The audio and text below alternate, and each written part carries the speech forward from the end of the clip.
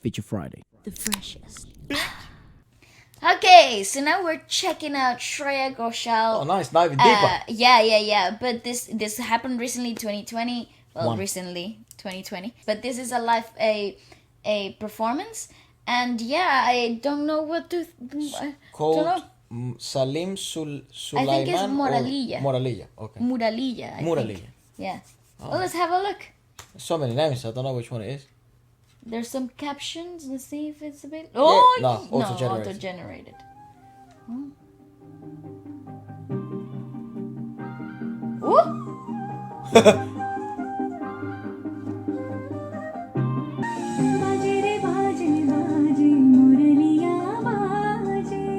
Girl, modernized, way modernized. I mean that it's again. I think that's what makes it so peculiar. Is because he hasn't been left behind, right? That's it's a really interesting combination of sounds, though. Like the use of the vocoder with the flute and the pop in synthy bit in the beginning. It's a mixture of times and generations. It's true. So, and that's what I think. That's what makes it so peculiar. It hasn't been left behind, and that's the problem sometimes with more sort of classical orthodox like music. Mm-hmm. It gets left behind, and then it only caters to a specific crowd. But what happens if you kind of let go of that, let go of the rules, and just let music be music, and combine different influences and generations and sounds, modernized takes, technology into a more traditionalized way of making music? You get this, and no wonder why she's one of the most popular, or the Indian music industry is one of the most popular industries in the planet. And it makes for such an incredibly refreshing listening experience. It feels like you're listening to something completely new, and that's very hard to do, especially when you have a podcast like this, and we check out music every day. It's true. It does feel completely new, refreshing, and it fills your eyes with wonder, because Awesome. it's such a different experience. Turn it up, baby. That's so cool. Nice camera.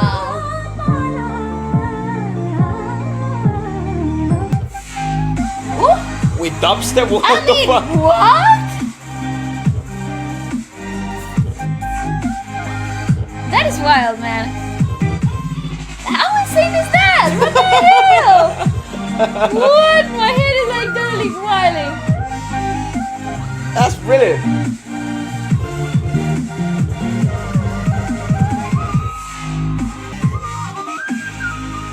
What the fuck? I would have never imagined this. Me neither. Hold on, we'll go back. And you see, well, look at there. There's sort of, more introduction of sort of, I guess this is the way where we're sort of learning as well a bit more about, its culture and its meaning of things, and the flute, for example. But yeah, Such a sweet inclusion to the whole composition of elements here, though. It's the highlight. It is. Certainly it the really highlight. is. We've the heard flute. dubstep before, and Yeah. as a matter of fact, it's odd to listen to dubstep in 2020 or 2021. Yeah. It feels like you traveled back, 10, 11 years ago. Indeed. But you've heard dubstep before. You've heard, electro, techno sort of music. But you've never heard it with this take. And, it's funny because I remember, when I used to listen to dubstep when I was very young, when I was maybe 13, Yeah, you must have been 10 12, years ago. Yeah, 13, 10 years ago. I used to look up sometimes on YouTube, Spanish guitar dubstep. Because I wanted something different, because what dubstep had, its only downfall was that it sounded repetitive after about 30 minutes. Yeah, that's true. And there was but then everyone, DJs started mixing in different sounds and stuff like that, and people started using Spanish guitars and then made it a dubstep. They started using cowbells and made it, introduced it into dubstep, That's Latin right. music.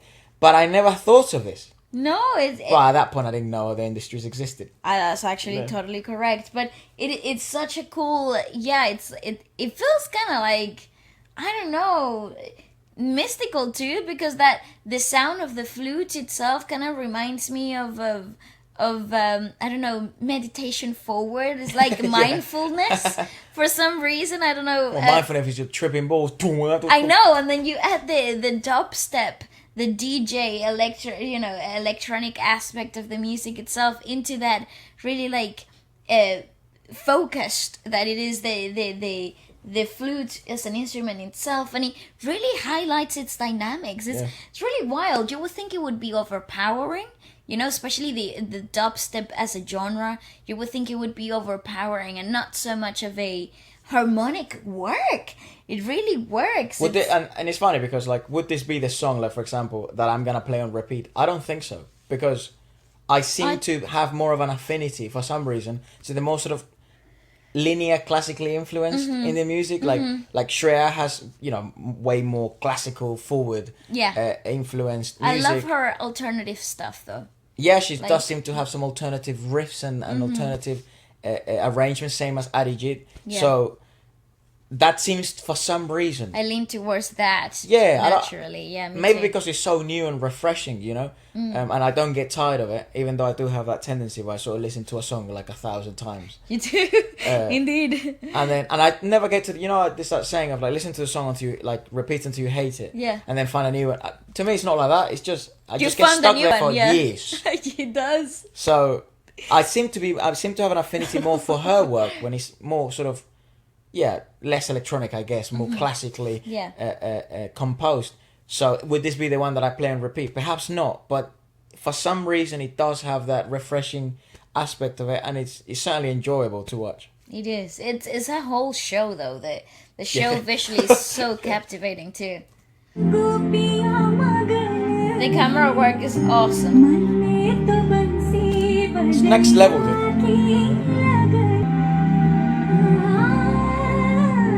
I love when she does this. Oh my god, it's like a different song. This is what I love. This is like a completely different track.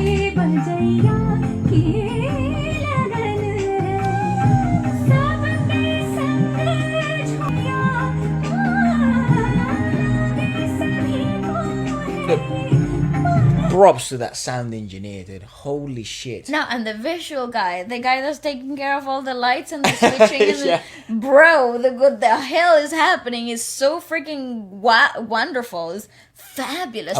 And the camera guy, he must be like swinging. It's not a drone, is it? No, it's that's most likely a giraffe.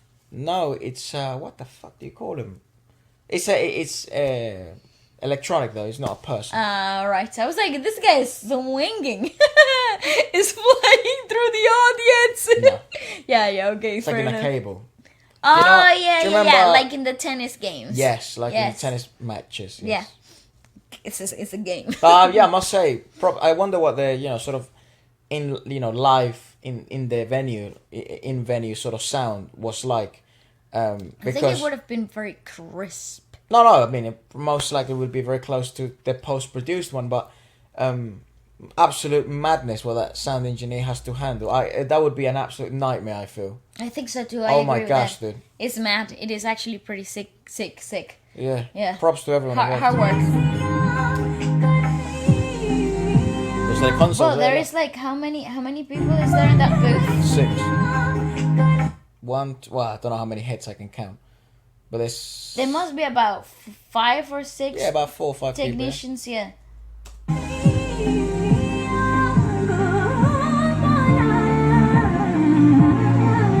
God, I love when she does that. It's so hard. Yeah.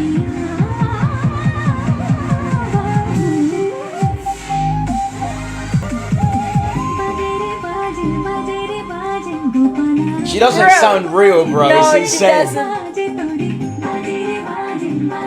Yes!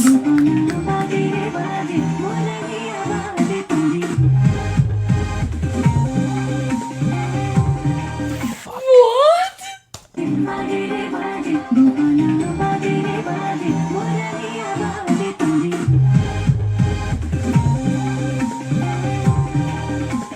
It makes my brain hurt.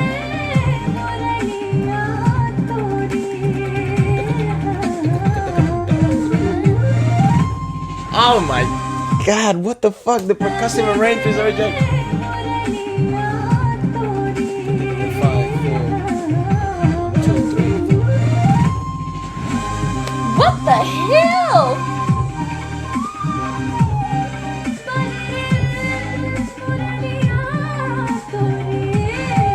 Girl, what was that? that? I love how he's just percussion, It's just focus, like, percussion. it's like what? It's mad.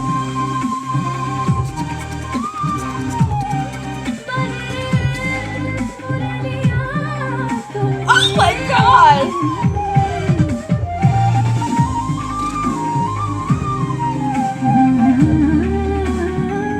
She does look like she's floating too, doesn't she? She's insane. She's insane. There's only smiles going on around in the band.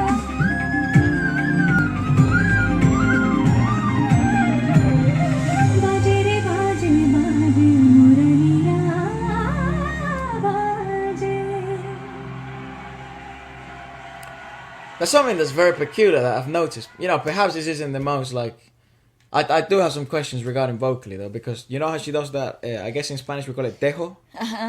You know. Yes. She does it mid. Way. No, it's part of her modulation. It's part of how she. It's airflow. She I've never diminishes. heard of that before. I know, me neither. It's very hers. I've never seen anyone else do it, and yet again, I've only just. How can you do discover that? Because it's like yum spit. Basically, it's just it's air economy as well as how she plays with the air. She kind of like diminishes the airflow, so it takes away the volume of the singing phrase, but she carries on in the singing phrase. So when she decides to open back up onto that airflow a little harder, a little bigger, then you get the folds. The vocal folds to actually touch again and they create the sound. It's like a water faucet. Is that what you call it? Faucet. A faucet, yeah. Yeah. So it's got controlling the flow. Yeah. It's part of that incredibly outstanding modulation that she possesses. Some of you actually tagged me on these videos of vocal exercises for classical Indian music on TikTok. Oh, nice. And that'll be good for you to react to. I'll be so interested. My God, the way that. Okay, so like technically speaking, like from a technique perspective wise, very easy to understand, but to actually execute the exercises, it's so completely different. It's like going back to the drawing board, erasing everything that you've ever known, starting again from the beginning. Does it go against the grain of what you've been taught and what you feel in the West you sort of get taught? Does it go? It feels like. It goes against the principles? No, it doesn't go against the principles. The principles are basically the same. Right. Modulation and air control and breath control and all of those principles work the same way, but it's how they execute them that is completely different, especially because they work with dynamics so quickly right off the bat. Right. And often when you get taught singing here in the West, it's more like understand melody first before you understand dynamics. Right. And in this sequence of videos, I think if I can find them, I'll show them to you later. Let us know, guys, if you'd like us to. It'd be interesting for Ballet to geek out a bit. Because ballet, it's hard. You always get a bit like maybe not shy, but a bit like you don't want to make things too technical because they may not be as enjoyable for other people. You know. Yeah. So do let us know if you do. Like I know some of you guys that do enjoy it. I really like it, and I've mentioned it before in other videos because I feel like I'm learning too. But yeah, if you'd like, ballet to check out, and I can sort of sit here and also learn with you guys. We can talk about it. It's a really interesting journey though, because it's understanding how techniques work in different cultures and different takes. Madness, right? It is pretty strange because you would think singing is such a universal thing. People naturally do it without knowledge or anything. So, but we can agree that in different genres, different things are highlighted. Are highlighted or maybe expected of the singer. That's so right. When you do have a radically different genre, then that may feel like it's a completely different way of singing, even though the principles. That's why I asked. So the foundations are the same, but the methodology is completely different. Yeah, the execution of the techniques are completely different. Actually, even the approach of it from mindset basics, wise, it's completely different. It's really cool, and I think most of the dynamics they rely on the language itself, and different languages then have different dynamics in India. So there are certain things that are highlighted in one language and they are not in others. So it's a very vast way of singing, so you might think you understand something, and then you encounter something completely different, and then you're like, oh, but it's the same country, but it's completely different. It doesn't make sense. I am so slowly falling in love so hard with the name, with the approach of percussion. Oh, of yes. minor percussion to this genre. As a minor percussionist and as a drummer, it's like... Oof. It is refreshing, isn't it? Oh, it's beautiful how well it's highlighted and its approach with vocal dynamism, dynamics, I guess. I don't know. They're interlinked for once, and that in South America, in Latin music, you see it it's sometimes. Maybe close. Yes, the only other thing there is close, like bam, bam, bam, for example, like, and the vocalization would follow along. Yeah. It's similar in certain Latin genres, like, I don't know, merengue sometimes does it, salsa does it very often. Bachata does seem to have those kind of repiques, licks and feels, but in here with, like, especially the tabla, which is perhaps the one I feel that I would be able to study and maybe not feel so lost in. Yeah, start to familiarize yourself with something. And I'm really thinking of doing it. I really think of buying one. Yeah, I think it's a good one. And just graduating myself from YouTube school. And through you guys in the comments, I'll be asking questions all the time. Like, so how do you do this? Yes, and maybe I'll Zoom calls with you guys. But anyway, so let us know what you think about it, and yeah. What else we should check out next? Absolutely.